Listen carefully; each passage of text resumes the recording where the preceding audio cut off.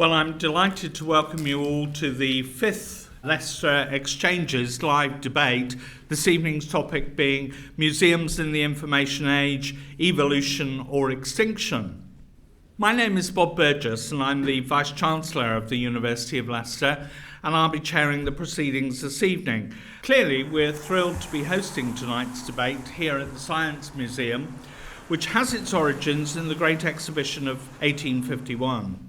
And I'm very pleased that we are joined tonight by 3 expert panellists with very different backgrounds and points of view.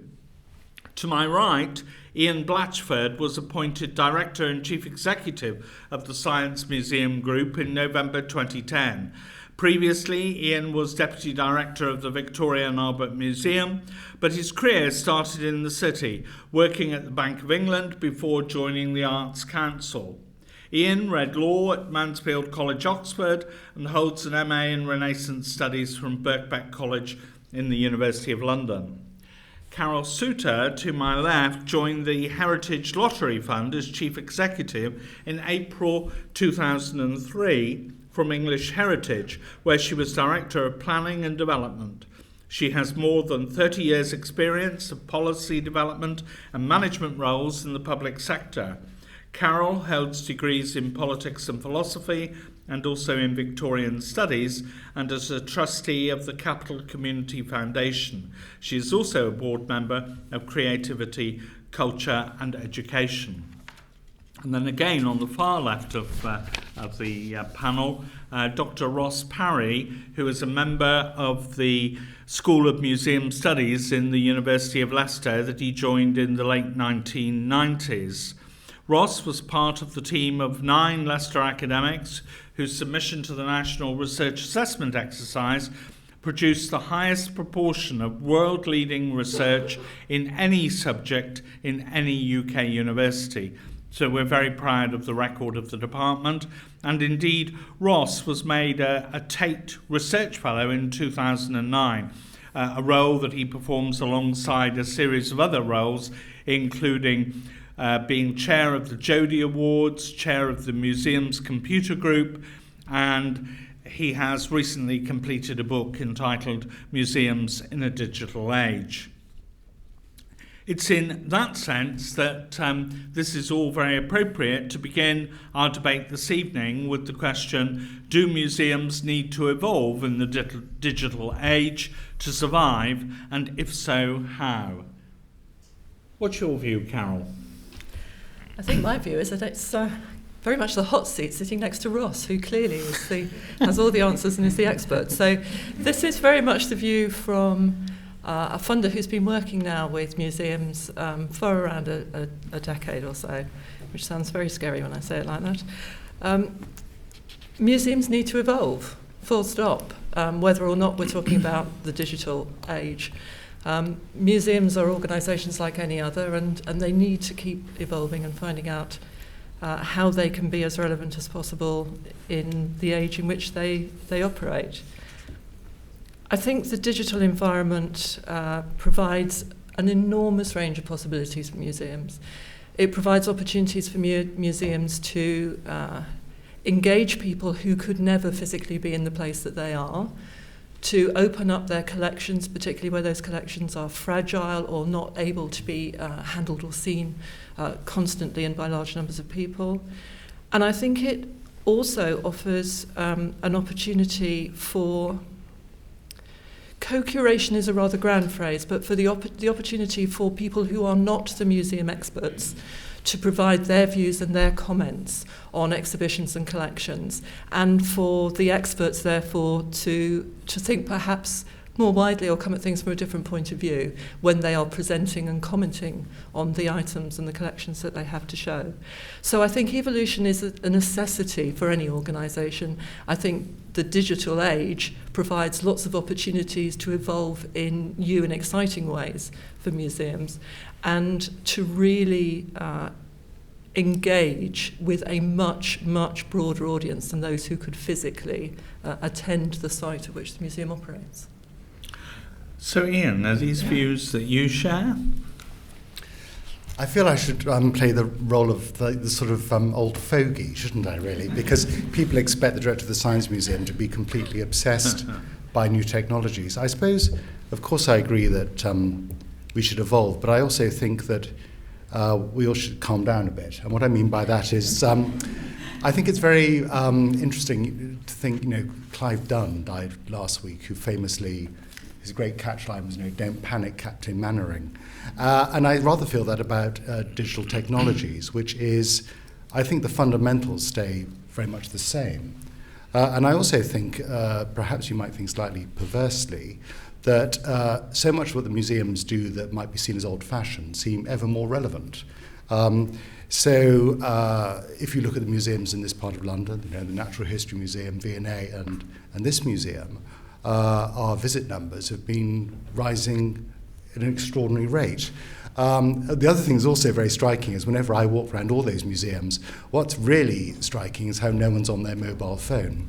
But my more serious point is that clearly the digital age as Carole said, it offers us many opportunities. But I think that it shouldn't burrow away at our sense of our core identity, because the things that really always used to matter, scholarship, caring for the collections, good old-fashioned museum displays, I'm more and more convinced that they matter more and more, rather than, I've been, for years and years, people have been saying that the future is digital exhibitions. I never believed it 20 years ago, and I believe it even less. And if I can draw an analogy from a different part of my life many years ago, when I worked in advertising, about 15 years ago, people said that in the age of new technologies, people wouldn't travel anymore. Of course, the opposite's true. That, in fact, even though we now have teleconferencing and 1,001 ways of communicating electronically, the number of people flying has increased, the number of business conferences has increased. So, human nature is human nature, actually. So, yes, evolution in terms of new and exciting things. And that is the way I would look at it, rather than thinking that somehow we need to have an identity crisis. So, Ross, what are your views? I think it's in museums' DNA to evolve. I think they've always evolved. It's a project that's in motion. And if we look back over the history of museums, we see an institution that's continued to change its shape, to change its structure, to change many aspects of its purpose, and to change its relationship with its varied audiences. Because what's been important to those different cultures and societies over the last 500 years, the means by which they can collect and the means by which they can display, as well as the intellectual frameworks that have made sense of those collections, all of that has meant that the museum has always evolved. So I think if Sir Robert Cotton at the beginning of the 17th century, or Hans Sloane in the 18th century, or Henry Cole, you mentioned the Great Exhibition in 1851 in the 19th century, or even Frank Oppenheimer in the 20th century, if they looked at a thing called museum today, they may not recognise it, because it's evolved from those different organisations that they helped create. And the museum that we might look at in generations to come, in 50 years' time, we may not recognise, but it'll still be museum. I think we've got a choice to make. I think in the digital age, we have a choice about whether we hold on to those qualities that are sort of defiantly analogue, that are about us being a place, us being a venue, us being a site that we go to, that we step out of our everyday, cross that threshold into that dream space of the museum, somewhat theatrical, somewhat ritualistic, and we do something other. And that it's a social experience where we're looking at largely physical objects. In an information age where we're distributed and networked, and where everyone has a voice, everyone can create and everyone can produce, maybe those situated physical, social experiences will be vitally important.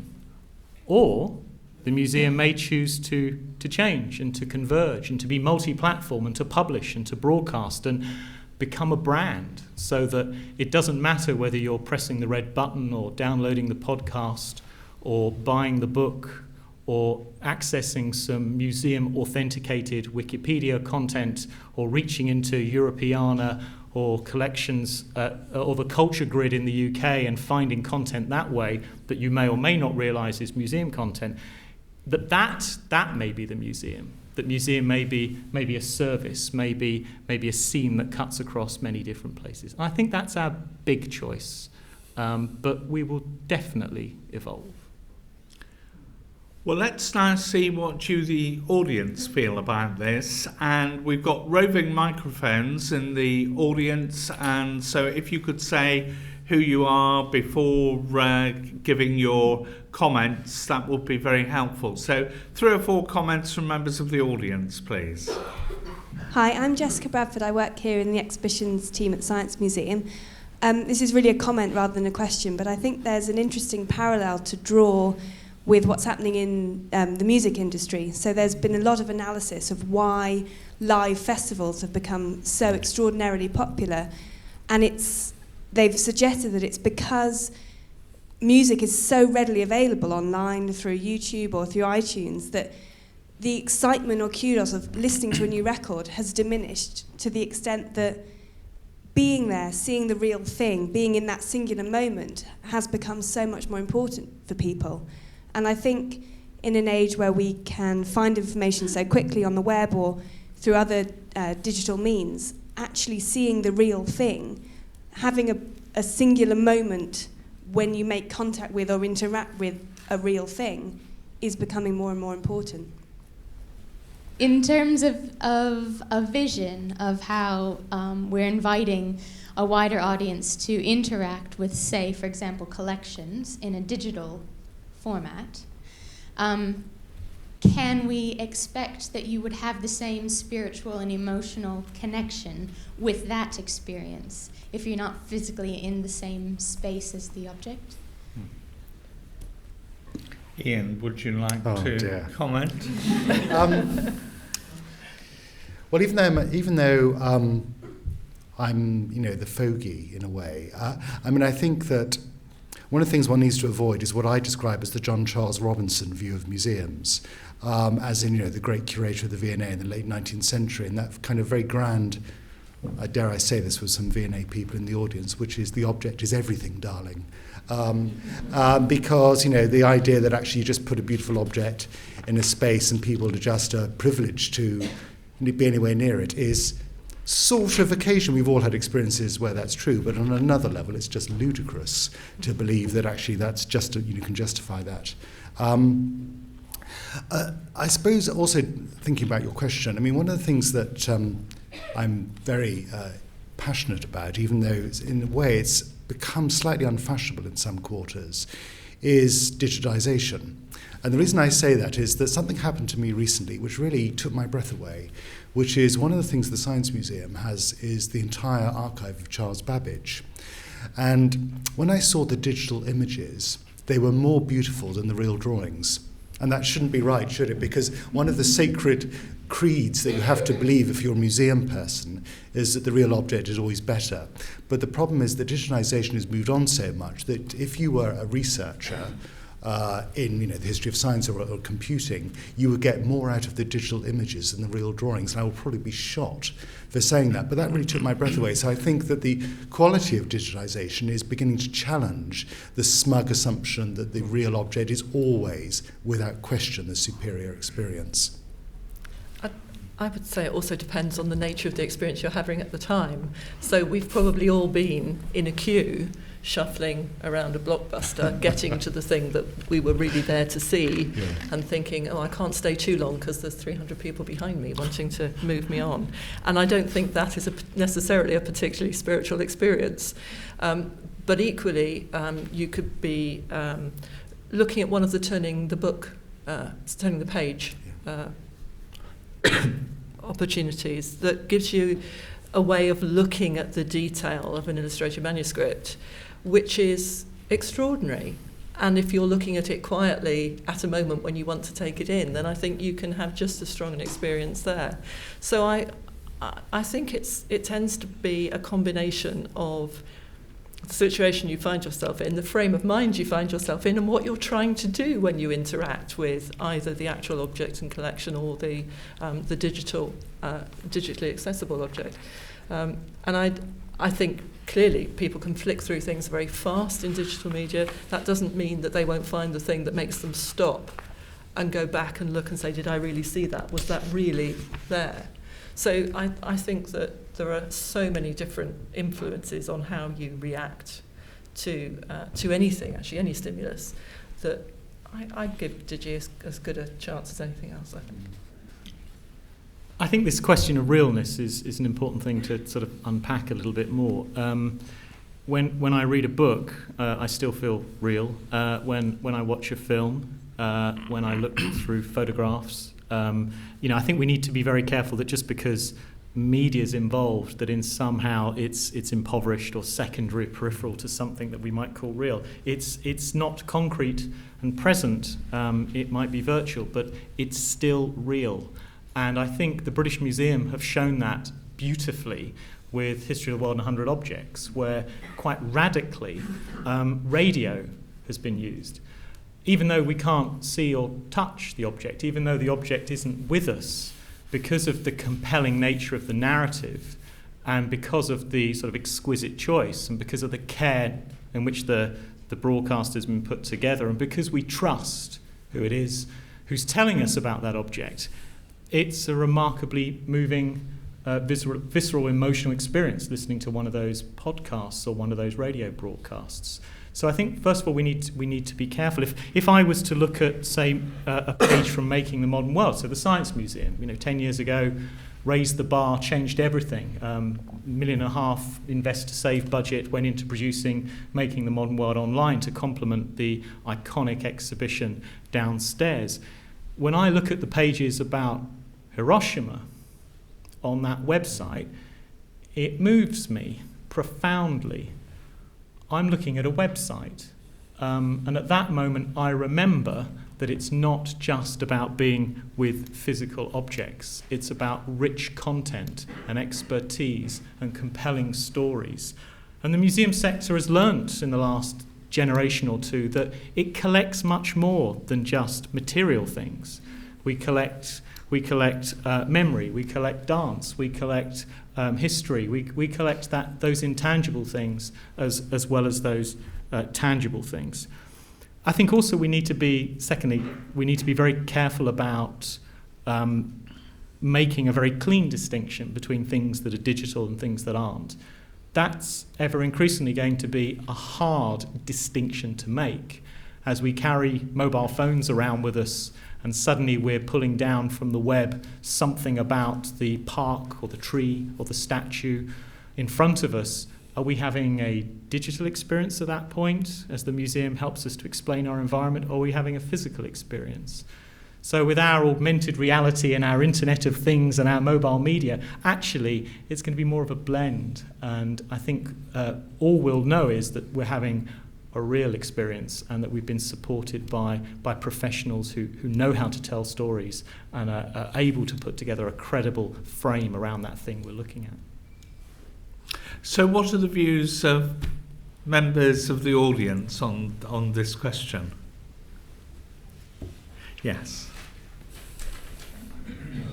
Ross makes an excellent point about 100 objects that Neil McGregor made into a broadcast, because what I thought was absolutely sensational along with the broadcast was a wonderful new technology on the museum's website where you could go and view each object at phenomenally high resolution and in some cases 3D, so you could turn the object before you on your home computer. And I think you made the point, we shouldn't get confused between reproduction because any art lover knows that there's no beating standing in front of the original work of art. You can see any number of reproductions of Rembrandt's self-portrait, but you want to go to that Washington gallery, that Paris gallery, to see the real thing. And I think what the BM website was doing was the television principle, which is simply a privileged access. It can give you access to things which you couldn't get up close to inspect the object in such detail, or to visit the event, which TV does. there's a case for both, obviously. They have to be brought into balance, don't they? Hi there, Charlotte Connolly from the Science Museum.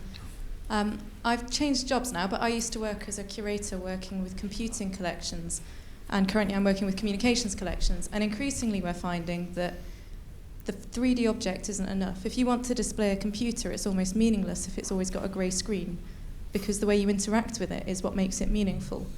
And the same with mobile phones, anything that uses software.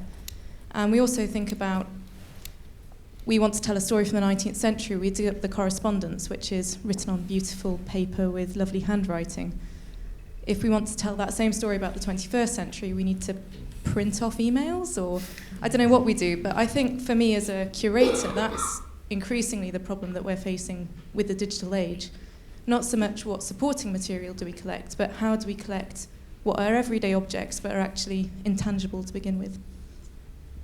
Ellie Pridgeon, I'm a Deputy Archivist at Wroughton for the Science Museum, but I am a former Leicester University PhD student, in fact, so I have that connection.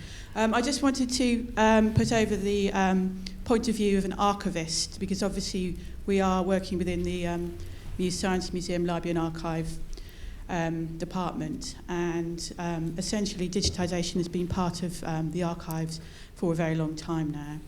And I think the point that I really want to make is a lot of the audiences that we're trying to reach are somewhat different in a sense. And we work a lot with researchers who are coming from overseas, who are coming, well, not even coming, they stay in their own countries, they're in Australia, they're in America, they're in Canada. And sometimes this idea of digitisation is the only way that they can actually view these drawings, the only way that they can actually view these texts. Otherwise, they would never perhaps even know that they were even in our collection. So perhaps a very slightly different point of view there from some of the curatorial comments. I was very interested, Ross mentioned those museum greats and talked about evolution. Actually, I think museums have evolved, but they've evolved quite gradually and gently and slowly. And the modern museum experience is not a million miles different from historic museum experiences. And similarly, the digital world has evolved. And I think the really interesting question for me, obviously we will move forward and the digital world will move forward. The real question is, in the museum world, do we need to leap forward in terms of evolution? Do we need to go from being dinosaurs to mammals? Or is it okay that we'll just kind of bounce along with everyone else and be swept along by the Google, BBC, Yahoo kind of world, or do we need to change radically? Thank you. So a comment from the panel. Carole. Shall I start with that? I think that we should first of all be a bit careful about talking about museums as if they're all the same. And frankly, the Science Museum is really quite different from the museum in Whitstable, where I spent a certain amount of time, which is of a rather different scale and has access to rather different resources. It's possible that it would have a volunteer or people in its audience who could actually move it forward quite quickly, but it certainly won't be able to operate on the scale of the big national, regional museums. I think that, as Ian said at the beginning, gosh, I'm agreeing with Ian, we shouldn't panic, and that museums will need to work out their own strategies. They'll need to think about their own audiences, how important it is for their own audiences that they move at a given speed. Now, I mean, over the years, it's 18 years of the lottery, I have to say that because it's this week, so you need to know it's Happy Birthday Lottery. We have put about £1 billion, that's beginning with a B, £1 billion into the physical infrastructure and capital of museums. But we've put about £250 million into strategies to help museums engage with people, outreach, learning, all of those sorts of things. And I don't know the precise figure, but I'm pretty sure that the pure digital element of that will be a minority, because a lot of it will be people, educators, people engaging with other people. So I think we should look at what is happening around. We should look at what our audiences want. And perhaps the most important point of all, which I should have started with. Museums need to know their audiences before they can decide whether they need to do particular strategies on anything, let alone digital. But we need then to make a sensible judgment. I don't think museums exist as a single collective, and therefore I don't think every institution that is a museum needs to do the same thing at the same time. So Ross, what are your views in this area? Should we leap? It's taken us 45 years to get to this point. So, it's the mid-60s that we first started to think about what computers can do for the museum. So, it's been quite slow in many regards. To go back to the point about the archivists and the archives sector, the library sector had their machine-readable catalogues sorted by 1967 and were working on version 2. They had a conference in the Mall, in the Library of Congress, in 1967, and a mile down the road, in one of the Smithsonian Institution museums, they were just putting together their grant application to the Health, Education and Welfare Department at Capitol Hill to get their first grant.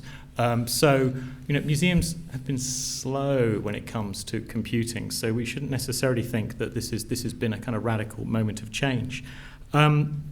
I think that I hope that we'll in a moment get on to talking about some of the exciting work that the Science Museum has been doing, say, with Google over the 9 months. I know Dave Patton's in the room and has been on effectively a secondment to work with Google, and I think he's shown us what a leap forward might look like in terms of the Web Labs project that's now gone live just in the last few weeks after beta. There we start to glimpse something really quite radical in terms of the relationship to the online and the on-site, and like I say, we might sort of unpack that as the hour goes on. I think we do need to, and we have been leaping forward, possibly in terms of our administration and organisation. Nick Poole, the Chief Executive of the Collections Trust, is here in the room, and his thoughts on this would be very interesting. But I think the way, for instance, in which Culture Grid, just in the last few years, has got us to, has brought our collections together, and there's one place I can go to now. There's a Google-like window where I can put in a word, and suddenly I'm searching across the collections of the whole country, hundreds, thousands of different databases, millions of different objects. That's an extraordinary leap. The Collections Trust help us to make our contribution to Europeana, which is that one-stop shop for searching digital collections right across Europe. That is a stunning sort of contribution to the digital heritage landscape. To get to the point where interoperability is there, and the technical standards and the legal frameworks and the ways of working and the workflows and the ways of marking up our collections are now all in place, that we can actually hook up our databases and our collections management systems in our various museums across Europe to achieve that. That's a huge step forward. I think I'd add to that I'm seeing in many institutions, and this institution included, some quite radical changes to the way the organisations are shaped. Let's go back to the British Museum to take an example. To see IT, to see computing come into the museum how many decades ago, and to sit originally in an IT department, and then to see it move to a new media unit, which was different clearly from the infrastructure of IT, to then moving to the education department, to just in the last few months now, we're seeing the British Museum restructure again and put digital in with publishing and broadcast and so on, and the British Museum to start to express this multi-platform vision it has, but also for the first time in its 260-year history to have the word digital at a senior level in the British Museum organogram. That's enormous. That's a huge leap forward. So to be playful with Headley for a moment, I think we are taking some of those big leap forwards already. So many comments to taunt the audience and the panel alike, but also opening up opportunities. Radical change in the Science Museum. Ian, you must be our person. I hope not. I tell you why I say that, because I have a sort of, I don't know if it's theological or philosophical problem with the whole premise behind that question in a way, because of all the books I've read about the history of science, the one I still come back to regularly is David Edgerton's book, The Shock of the Old. And why I like the book so much, even though actually he thinks making the modern world is rubbish, so I'll forgive him for that, is a more serious point, which is that it's a classic error to fall into, believing there's a neat linear relationship between new technology and outcomes.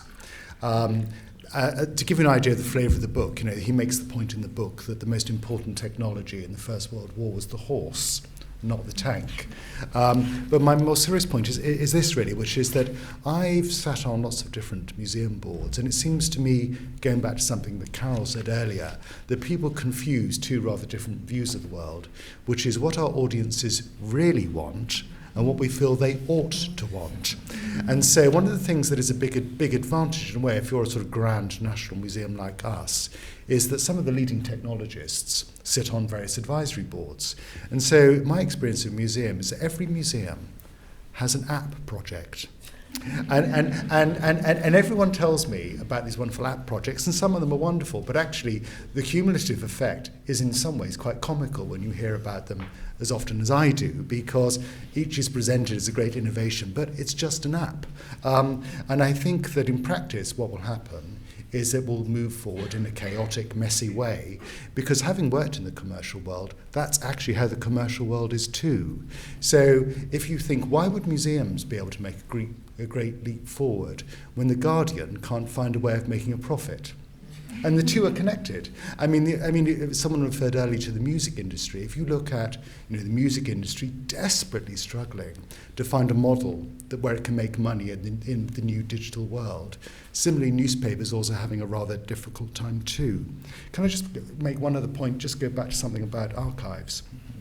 The reason I believe so strongly in digitization is because I think it breaks up a cosy club. And the reason I say that is I remember quite early on in my V&A days talking to a very eminent Renaissance historian about the fact that all museums now were making their archives and records accessible, thinking that they would be impressed. And in fact, this person was really appalled. And that's because something still lurks in the museum world, which is I call the kind of grand connoisseurial view of what museums are. And the reason this person was outraged was that we sort of busted the club. That there was a time when actually if only a select number of people knew where the archives were, and therefore they had the great access to the material for PhDs. And now, ordinary people can access amazing archives. But for me, it's incredibly important that what I'm trying to convey is as important as what actually physically happens in museums. It will be a huge culture change in access to culture and cultural heritage. Well, is that how members of the audience here, that you have instant accessibility? Yes, right in the front here. I'm Mike Howe, Chief Curator with the Geological Survey, and my organisation used to run the Geological Museum next door until the mid-80s, in which the materials, the collections were moved up to Keyworth. So we had an immediate problem. How could we make that material available to the public when we had no public access? And of course, it was 10 years really before the web and web accessible databases, and then all of a sudden, we could make the material available. And I think we've actually built up on that. We're involved in projects to do really high quality, high resolution photographs of rocks, fossils, and so forth. We're involved with GISC in a 3D laser scanning of fossils. And all this material is going to be out on the web. So we're going to get back to, we're going to make the material available, not just to the people who happen to know at least in the Geological Museum. It's going to be available not just to the people in Britain, but to the people in the whole world. But more so, and where we see the next leap as coming, is that we're going to put that out as building blocks, but it's then going to be freely available to anyone, anywhere in the world, to put that together into their own web exhibition. We see the future really in the technologies of effectively mashing up material perhaps from the Geological Museum, maybe some geological maps, maybe items in the Science Museum, and producing exhibits that frankly I couldn't dream of. Perhaps nobody here could dream of, but there could be somebody out there somewhere in the world who's got some really innovative ideas. We're providing the tools to enable them to take that forward. Thank you. Nick Poole from Collections Trust, and thank you, Ross, for that introduction.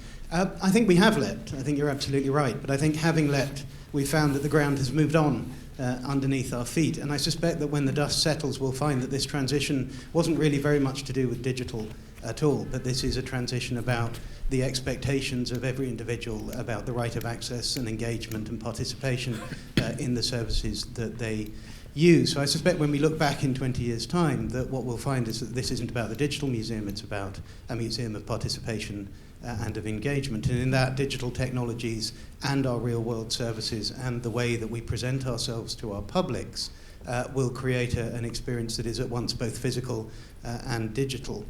My concern in all of this, and I'm sorry to ask so mundane of a question of such an august panel, is simply one to do with money. And it is the question of how we make that transition. We speak with museums who say that free and unfettered public access to their knowledge content as a commons is an inherent extension of their public task. That's their purpose as museums. We speak with many people in museums who say that their knowledge is an asset, and an asset that in a time of great economic pressure must be commercialized. And we meet so many museums that are hoist on the horns of that dilemma that they can't move forward to this era of engagement and participation.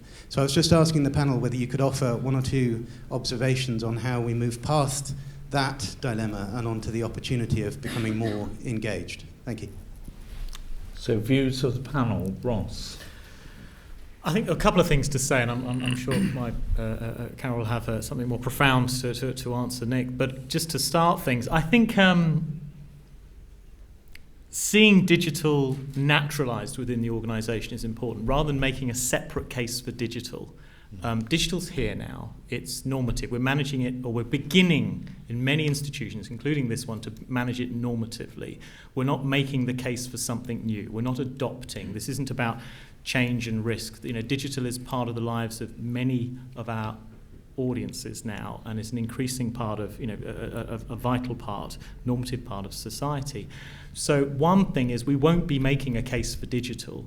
We'll be making a case for access, or for display, or for conservation, or for learning. And digital will just be an ought within that, an O-U-G-H-T, ought within that. It will be a given and an assume that somewhere within that, digital will play a part. And I think those ICT Challenge Fund and those Designation Challenge Funds and those other funds over the last 15 years where we had to express change in terms of making a case for something on its own called digital, that's behind us now. And I think in our organisational shapes, I think in our blended approaches to production, the blended roles that we have, where we have people working with digital portfolios and non-digital portfolios, I think we will fund digital because we'll be able to fund those other activities. The other thing I'd say is that I think the role of the research councils here I think is very interesting. I think, for instance, JISC was mentioned earlier on. And I think what JISC has done in recent years with digital content and the calls there, and the relationship between Leicester and the Arts Council and AHRC, I think has been also particularly interesting in this regard in leveraging university talent and university sort of researching power and university resources within this domain, I think has been critical. And I think seeing the recent research and development, the R&D call that's come from those three partners in the last 18 months, we're seeing a digital transformations call out at the moment. We're starting to see new funding streams come online that museums can take advantage of if they partner, for instance, with higher education institutions. Well, let's move on to another issue, namely a pre-submitted question which reads, is a museum's online activity now as important as its physical presence on site? Ian? Well, it depends if you want a diplomatic answer or a real answer. The real answer is of course not. And if you were to really pin down every director of every national museum, they may talk the talk, but I think the reason for that is a kind of legacy issue, because it's very easy to say that digital and online matters to us enormously until you think about the fuller context. So for many, many years, until very recently, the key annual meeting with our government funder was how we were going to increase visitors So if you think of actually where museums really spend money, I think of, the Science Museum spends $4 million a year on education programs and tens of thousands on digital work.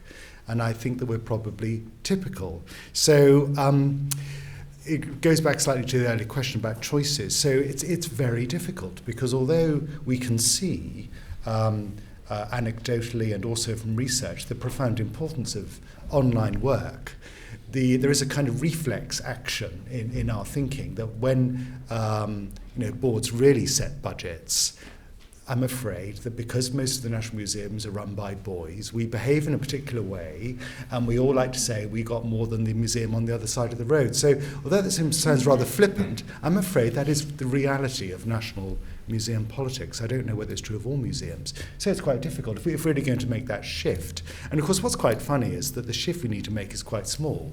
I mean, if we were to make quite a small shift in our programme spend it on online, it would probably have very limited effect actually on physical visitors and a profound impact on reach. But in the end, there is still a pejorative sense that comparing, say, 3 million physical visits here with 5 million online still feels to museum people like a real apples and pears comparison.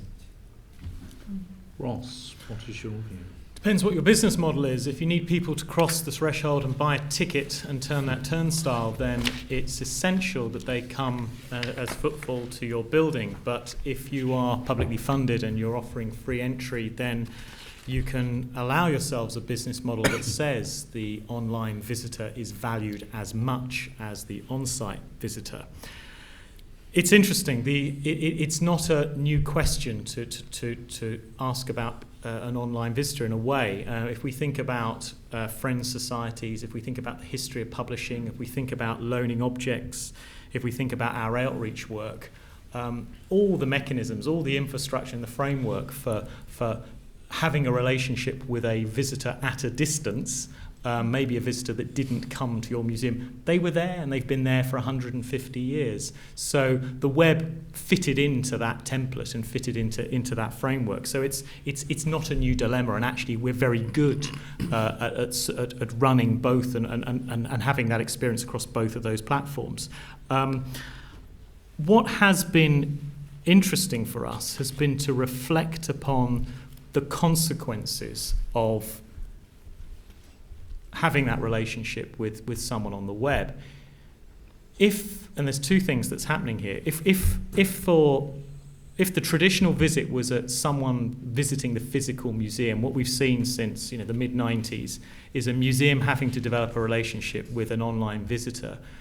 The dilemma, the challenge we've got going forward, and a museum such as this has to think about, is that visitor online is now in transit. They're accessing the museum more and more through their mobile phone. The Let's Get Real research that Culture 24 have been running for the last year has shown us staggering results in terms of, if you drill down into the data, just how many users are accessing our museum websites through their mobile phones, which means they could be anywhere and they could be moving. So we're moving from not just supporting the in-gallery on-site visitor or the online audience, but it's now the kind of in-transit flaneur that we're thinking about as well. And that has its dilemmas. We've always known where that on-site visitor is. They're standing in front of Puffing Billy. They're standing in front of that atomic clock in Making the Modern World. And we may have a sense of what they've seen before, what's around them. We could even watch them interacting.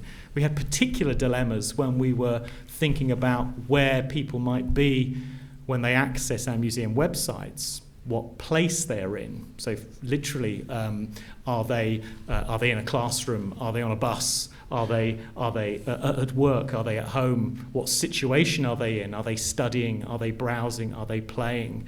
As well as what location. Are they in a different jurisdiction where they may not be able to do the things we want them to do, or where connectivity may be affected.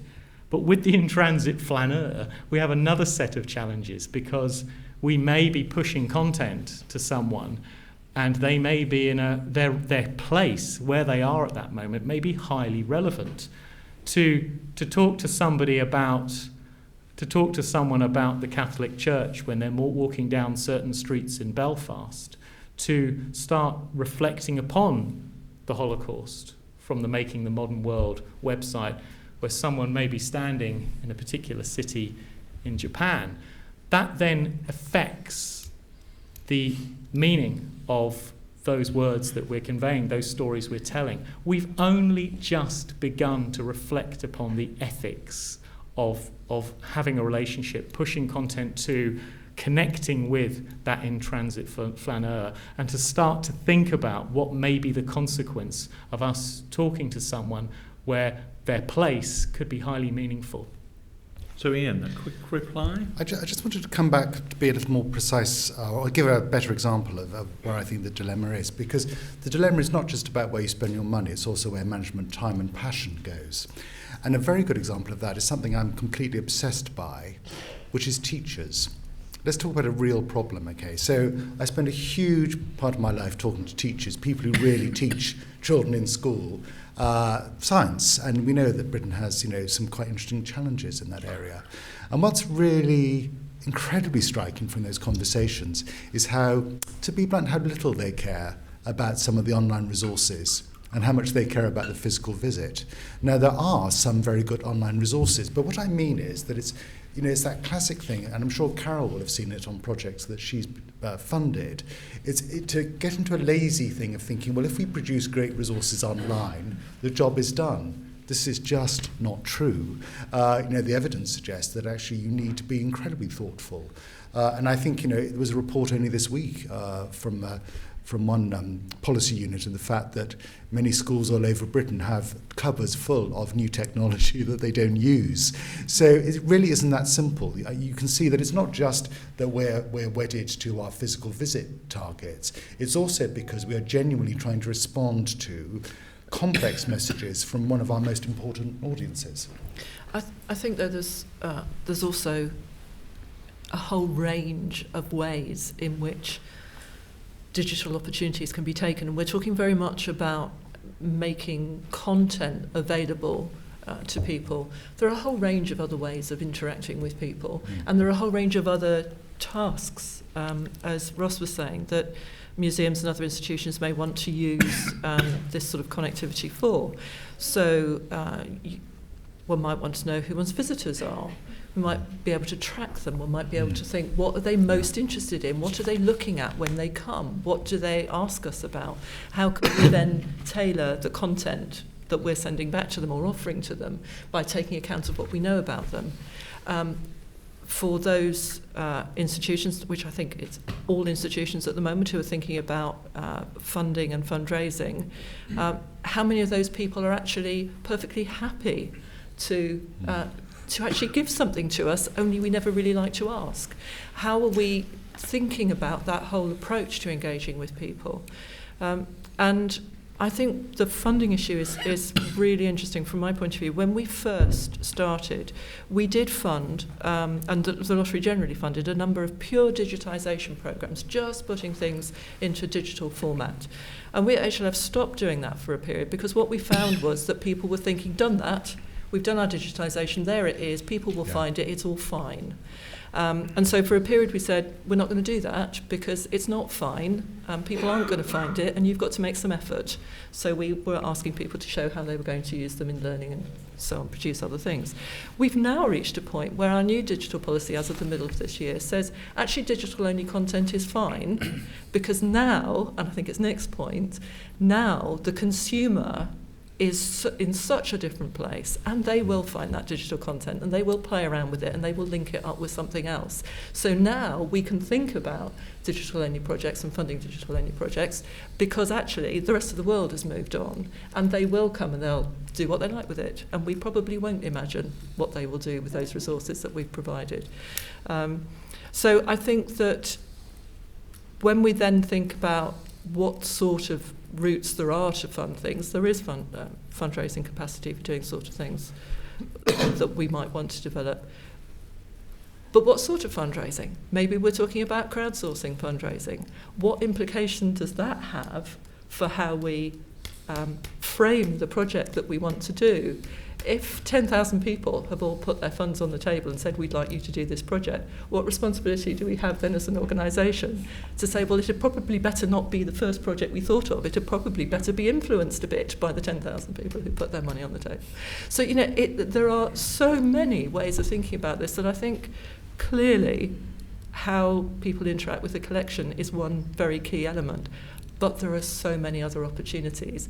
And if we can keep at least some of those other opportunities in mind, the interaction with the collection will be better and richer, I would suggest.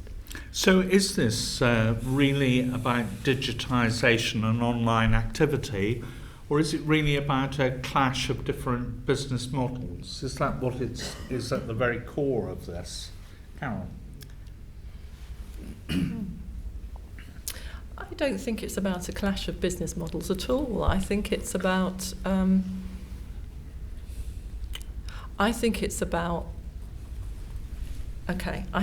giving people the confidence to see that what digital channels offer them, I'm talking about the museum here, is a fantastic new opportunity to share the things they care most and are most passionate about with a whole range of people that they might previously not have had that opportunity to engage with. And I do think confidence is important. A slightly different example, but I remember when the Natural History Museum opened up the first phase of the Darwin Centre, and its researchers were invited to work in public and to explain to people what they were doing and how they were doing it and why. And it was something that some people were much more comfortable with than others. And I think the museum itself would say that it was really surprising. They could not easily predict who were the people who were going to flourish in that environment and who weren't. And I think the same is probably true of engaging through digital channels, that it might not necessarily be the person that you think will be most comfortable with that approach who actually comes up and says, could I have a go at this? Because I think I've got a really interesting idea here. And it might also not be so scary as people initially think to have a whole load of 18-year-olds or 15-year-olds or 14-year-olds coming straight back at you and saying, what about this and why doesn't it do that and could I do that please instead? Because actually they're likely to be really interested in the content. So once you get past the sort of, I'm not sure I know the answer to the question, engaging in that way I think can be really exciting. So I don't think there's a conflict at all. Yeah. I think on the business model question, I think the truth of the matter is that it's actually relatively easy if you're a national museum, and hell if you're not. And what I mean by that is that if you're the Science Museum or the Tate or the British Museum, you have a very strong brand and history that's easy to sell your proposition with. And so very, very often, if I think of things that we're trying to do in terms of making our collections accessible, actually, although it feels like hard work, actually, to be honest, it's quite easy going to major companies and getting them to give us money, or major foundations, because we've been around for a long time and people feel that they're going to get a lot out of it. And the reason I think that matters is I do think that I can remember vividly when I was at the V&A these kind of unbelievable debates, and it happens in other museums, about picture libraries. And this whole thing about, you mustn't let people have images for free and, all this kind of stuff, which I have to say I thought was simply outrageous, really, because, the reason those objects were in the collection is because the taxpayer paid for them. So the idea that the taxpayer should pay twice, I was amused by the comment earlier, because I remember when I did my Renaissance dissertation, I spent probably about £1,000 on paying for picture rights. And some of those pictures I only got because I phoned up the director, who I happen to know. So I think, it's not so long ago, 5 years ago, even national museums were, I think, behaving quite badly at restricting access to things which I think they had no moral right to restrict public access to. But I think on the business model thing, it's easy to shift ground to be radical if you're a big national museum, but for the wider sector, I think it's agony, actually.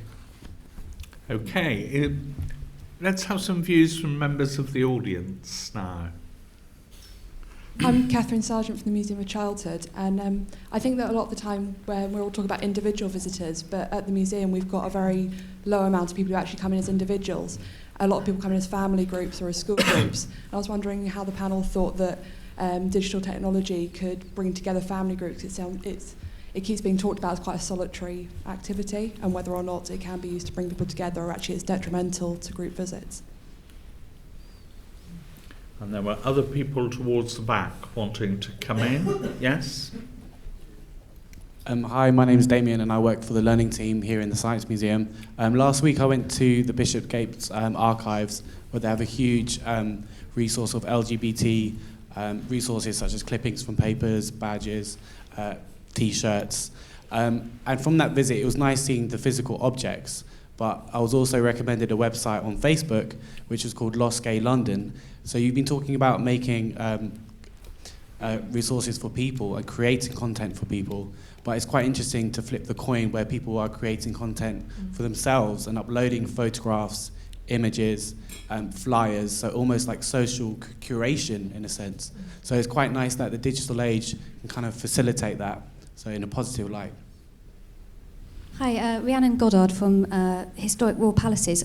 It's following on from that point really, so I think that the evolution that we should be trying to make isn't one about pushing content to people, but about people creating their own communities that are sort of fostered by our institutions.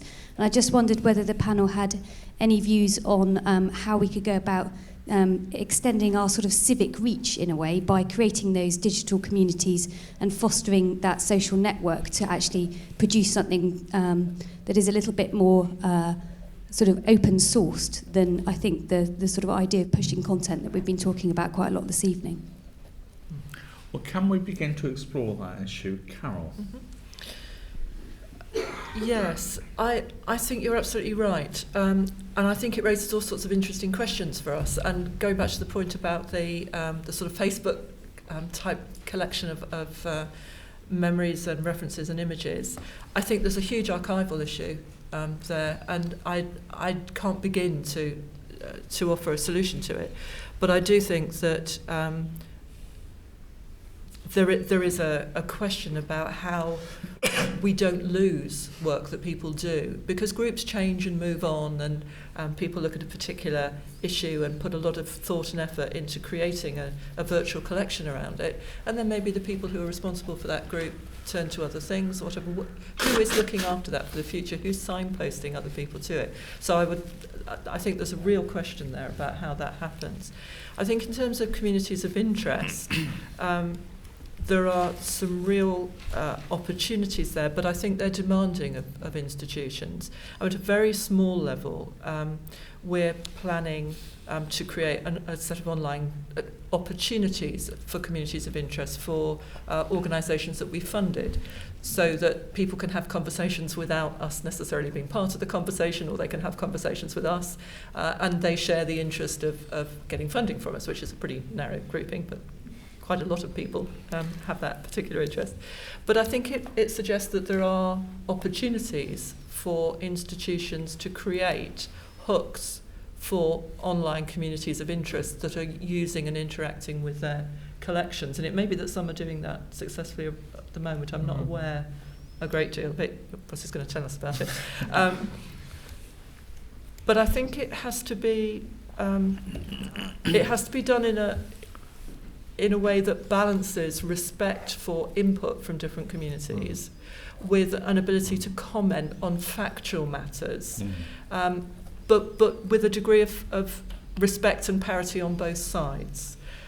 So, for example, I could see a situation in which people wanted to add information to a database or an online collection, which was about their own perspectives, their own views, whatever. But there may be elements of the material on that database that are absolutely not up for debate.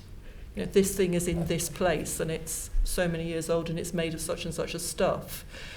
So you may well not want someone coming in and saying, actually, I think it's made of plastic instead of granite, and changing the underlying database. Do you see what I mean? So I think there are lots of issues of that kind. But I do think that communities interacting with one another and the institution are the way forward. I think there's no doubt about that. Ross?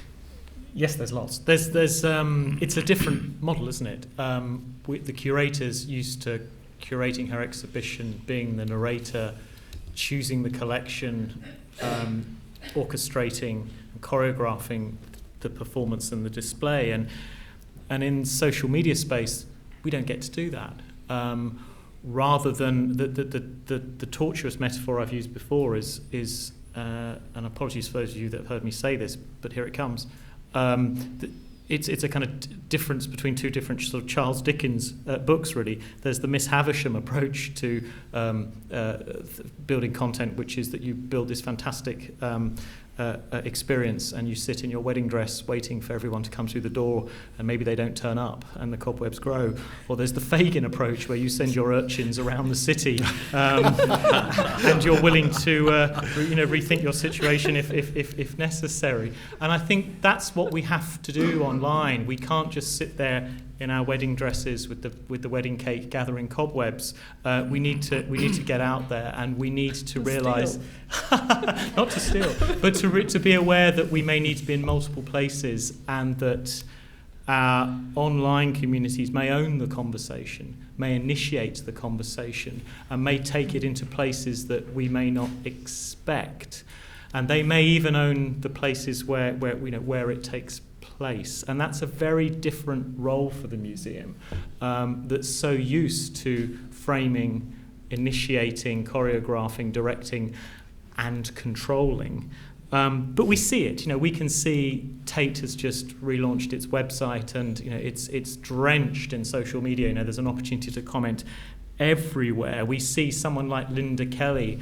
Please tell Linda Kelly that we've just mentioned her name, in Australia, who tweets for her museum and is an absolute epitome of really natural, engaging ways that a museum can have an active and regular social media voice.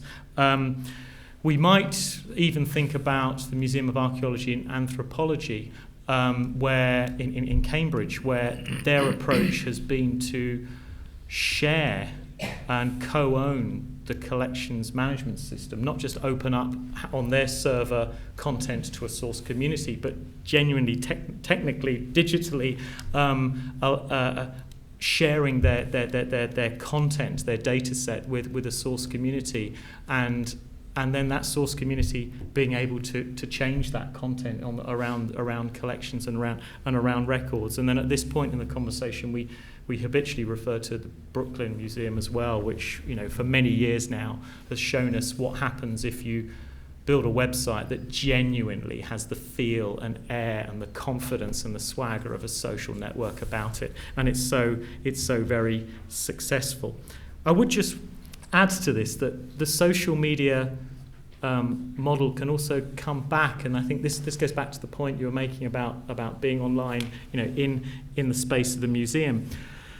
The work that Claire Ross at UCL has been doing with the Imperial War Museum over the last year with Carolyn Royston and that team, which has been looking at social interpretation, where we take that model of social media and social networking, we bring it into the museum display, and all of that energy and excitement and production and ability for our visitors to control and own an author happens in the space of the museum. I think, to me, that's as exciting as what happens out on the web, is where that social media activity starts to happen actually on site in the museum. The question that someone asked from the Museum of Childhood, I thought was a rather brilliant one, actually, because there are an enormous number of documents about good practice in museums with families, but I think actually the best is the one that Kids in Museums produce, which is one side of A4, and basically says really obvious things, which is if you're a parent coming to visit a museum, you don't want to be the parent who sits there with the scissors while the children have fun.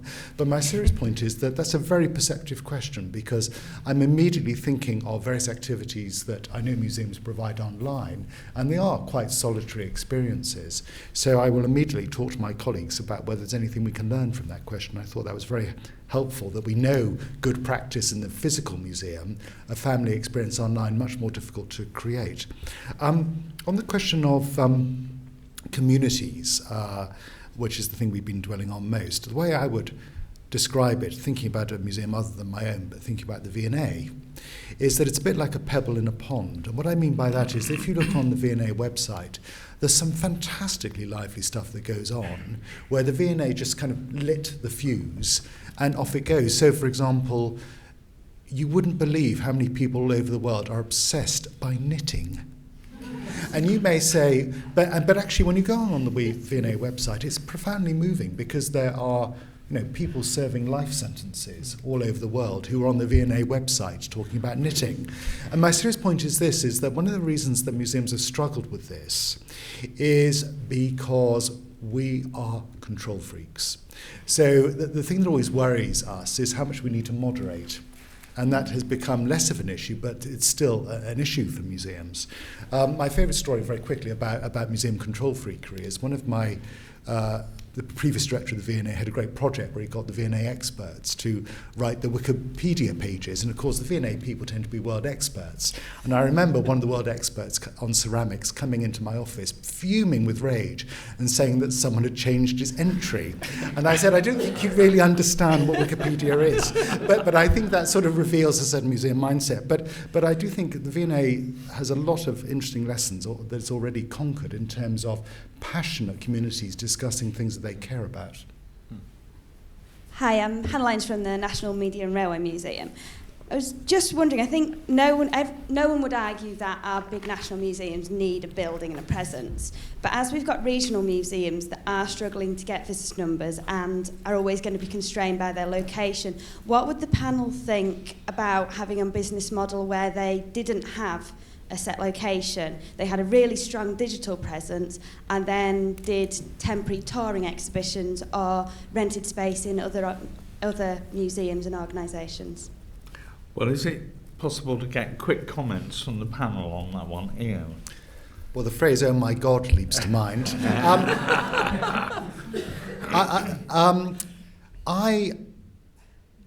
Well, okay, a clear answer. The answer is no. And I'll tell you why, because let me just give you one simple example, which is a tiny gem within my empire is the branch of the National Railway Museum in Shildon, near Darlington. And that physical building has the most unbelievable impact on the locality.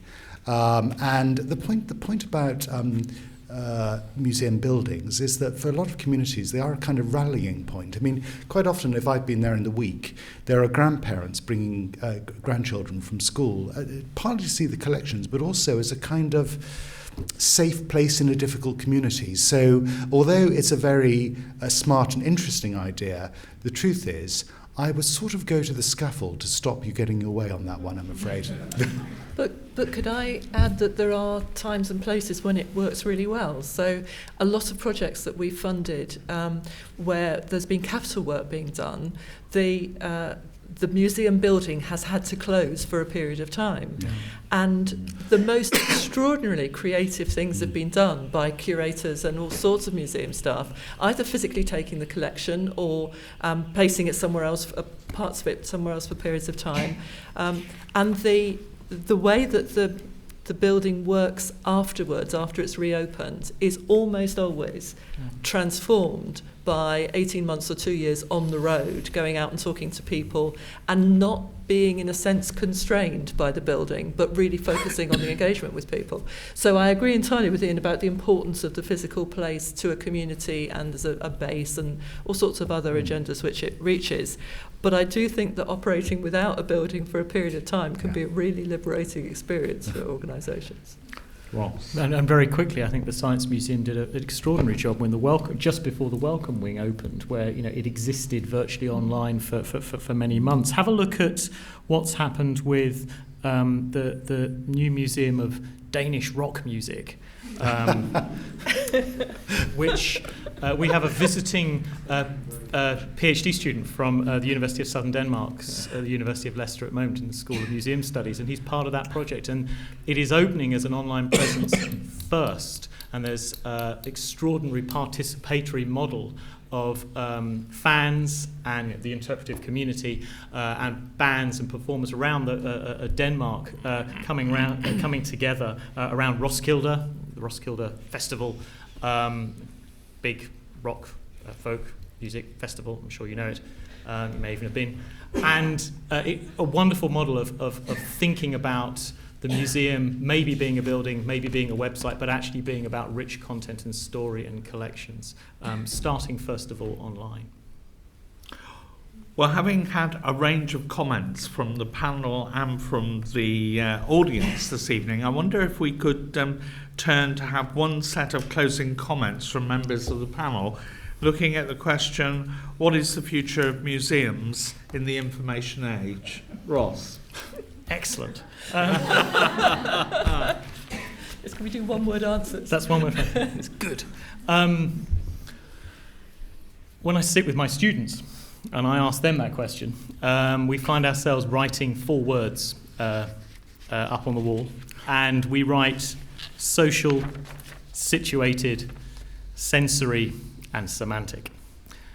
The future of museums in the information age will be ever more social. It will be about ultra-socialization and personalization. It'll be about that museum being there for that user, that audience member, that learner, that customer, whenever they need it, in a shape that's most appropriate for them, with their language, their level of interest, their IT literacy, their particular ability. We need to understand the ecology of the social web and what it means to be a part of the social web, and that will mean perhaps letting go and not having the same degree of control that we are used to.